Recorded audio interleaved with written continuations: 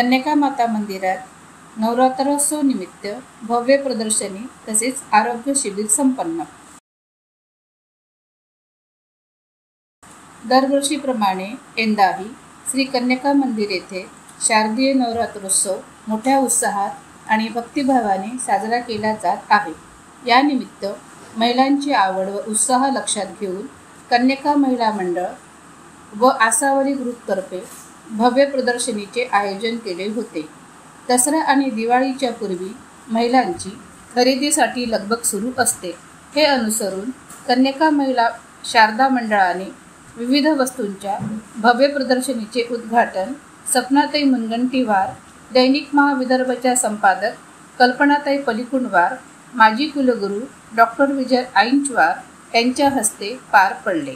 तसेच यावेळी कन्यका महिला मंडळाच्या अध्यक्षा श्रद्धाताई मुनगंटीवार, शारदा महिला मंडळाच्या अध्यक्षा प्रगती अडगुडवार, कन्यका महिला मंडळाच्या लता उपलेंचीवार तसेच आसावरी ग्रुपच्या सर्व सदस्यांची उपस्थिती होती।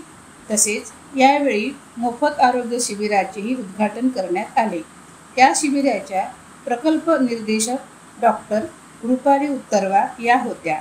या शिबिरात doctor Nilesh Uttarwar, doctor Sujay Kotpalliwar, doctor Vandana Regundwar, doctor Sarang Padmawar, doctor Monica Kotpalliwar Padmawar, doctor Rohit Uttarwar यांनी महिलांची आरोग्य तपासणी केली।